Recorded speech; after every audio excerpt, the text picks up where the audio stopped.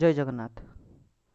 दोस्तों, महापुरुष अच्युतानंद आज से 600 साल पहले अपनी दिव्य दृष्टि से भविष्य ग्रंथ रचना किए थे, जिसका नाम है मालिका। और इस मालिका में भविष्य के बारे में जो भी कुछ लिखा हुआ है, उनमें से कुछ फैक्ट्स जो मेरे पास थे, मैं उस जानकारी आपको देता रहता हूँ इस चैनल में।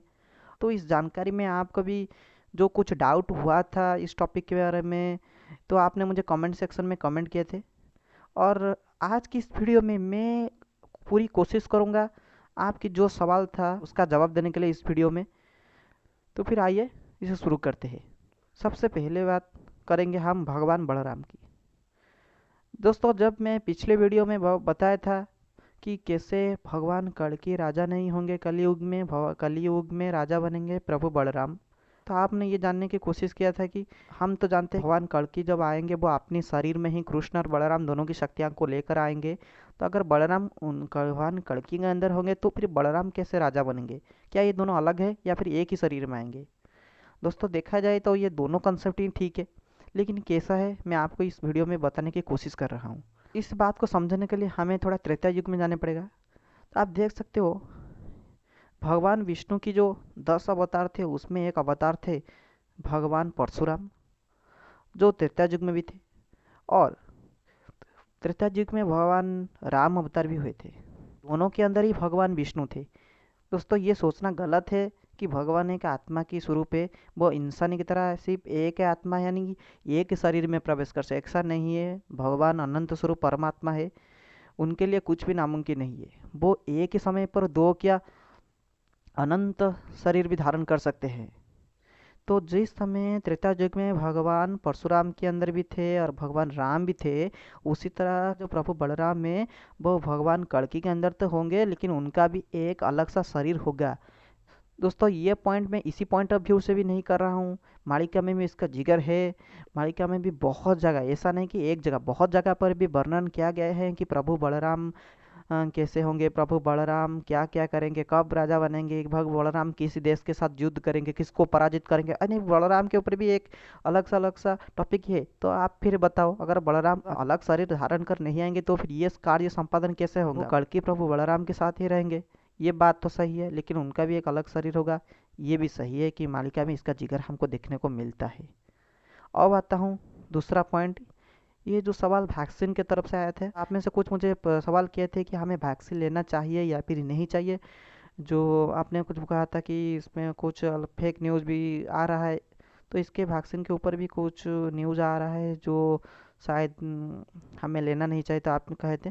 देखो, मैं आपको इसके बारे में बताना चाहता हूँ, जो न्यूज़ आता है उनमें से बहुत सारे सच ही होता है और काफ़ी सारा फेक भी होता है। तो जाहिर है वैक्सीन के ऊपर भी बहुत सारा अप्रचार किया जा रहा है। देखो, मैं ऐसा आपको वैक्सीन के लिए प्रमोट नहीं कर रहा हूँ, मैं आपको बता रहा हूँ कि अगर आपकी इच्छा है तो वैक्सीन ले लीजिए। जाहिर है ये आपको प्रोटेक्शन देगा। और आपकी इच्छा नहीं है तो वैक्सीन नहीं ले सकते, ऐसा कोई ज़बरदस्ती नहीं कर रहा हूँ। लेकिन आपको सिर्फ इतना बताना चाहता हूँ कि वैक्सीन लेकर आप कोरोना से तो बच जाएंगे, इसमें कोई संदेह नहीं। लेकिन क्या हमें वैक्सीन पूरी तरह से रोग से प्रोटेक्शन देगा? तो जवाब है बिल्कुल नहीं। क्यों बता रहा हूँ? इसके दोनों ही आंसर है कि एक साइंस से आंसर है, जो विज्ञान भी कहता है कि वैक्सीन 100% एफिशिएंसी नहीं है, कि कुछ तो आ जाएंगे कोरोना की केसेस, आज भी आ रहा है। और दूसरे पॉइंट ऑफ व्यू की बात करूं कि महापुरुष मालिका के अनुसार जो महापुरुष ने बताए हैं कि वो बताए हैं कि जब कलयुग की शेष समय आ जाएगा तब अनजानी व्याधि बचेगा। जो मैं पिछली वीडियो में आपके बता चुका हूँ, अनजानी व्याधि वो कोरोना को ही बोल रहे थे, जो कि 2020 को आने वाला था। उसके बारे में भी वो पर्टिकुलर टाइम ईयर दिए थे। तो उन्होंने बताया था ये जो आएगा व्याधि, इस पर गद महौषधि काम करीबनी माड़ी ऐसी रोगो। और महापुरुष ने बताया कि अंत के समय पर इतनी सारी बीमारियां आ जाएगा। आप सोच लो, अगर आप आज कोरोना आ गया, आप कोरोना की वैक्सीन लगा लो, अगर आप समझ रहे हो कि मुझे कुछ नहीं होने वाला, तो ऐसा गलत है। अगर आप कोरोना के लिए सेफ हो जाते तो कल कोई दूसरा वायरस आपके सामने आ जाएगा, उसके लिए भी दवाई ले लेते तो कोई तीसरा आपके सामने आ जाएगा। देखो भाई, जो धर्म में है वो तो रहेंगे, इसमें कोई संदेह नहीं, लेकिन जो अधर्मी है उसका विनाश तो तय है। चाहे वो वैक्सीन लगा लो या फिर नहीं लगा लो, कुछ फर्क नहीं पड़ेगा। आज कोरोना नहीं तो कोई दूसरा भी आ जाएगा, और भविष्य में आएगा भी, मैं बताऊंगा कि कब कि। लेकिन ये एक नहीं, बहुत सारी बीमारियां आगे आने वाले हैं, तो आप सतर्क होकर रहिए। अब बात करते हैं दूसरी बात की, जो अंक के बारे में था। तो आप मेरे पिछले वीडियो अगर देखे होंगे तो उसके बारे में मैं आपको कुछ वो अंक के बारे में बोला था, महापुरुष ने जो वर्णन किए थे, तो 13 अंक 17 अंक, इस कौन सा अंक में क्या क्या होने वाला है जो महापुरुष ने बताए थे। और आप में से मुझे प्रश्न है, उस गुप्त अंक को रिवील कर दिया जाए ताकि कौन सा अंक में क्या क्या हमें पता चल जाए। देखिए, ऐसा नहीं कि मैं आपको नहीं बताऊंगा, मैं आपको ज़रूर बताऊंगा इसके बारे में, आप निश्चिंत रहिए। लेकिन बात यह है कि ये जो अंक भगवान कल्कि की संपर्कित है। जब तक मैं आपको भगवान कल्कि की जन्म वृत्तांत और कलयुग की आयु के बारे में ना बताता, तब तक ये बात अधूरा ही रह जाएगा और समझने में हमें दिक्कत होगा। तो मैं पहले उसे जब आपको बता दूंगा, तो उसके बाद ही आप ये ऑटोमेटिकली समझ जाएंगे, मुझे खोलकर बताने नहीं पड़ेगा कि 13 अंक 17 अंक 19 अंक का मतलब क्या होगा। आप सिर्फ इतना जान लो, मैंने जो बोला था आपको 13 अंक, वो 13 अंक ऑलरेडी जा चुका है, वो पास्ट हो चुके, वो आने वाला नहीं। और 19 वाला अंक जो हो या फिर और कुछ अंक जो आने वाला है, उसके लिए भी मैं आपको जब वक्त आएगा उससे काफ़ी पहले ही मैं आपको बता दूंगा। लेकिन आप थोड़ा मुझ पर यकीन कीजिए, उससे पहले जो जानकारी आपको ज़रूरी है मैं आपको ज़रूर दे दूंगा। तो ये तो था आज का वीडियो। अगर आपके मन में और भी कुछ सवाल आता है तो हमें कमेंट सेक्शन में आप पूछ सकते हो।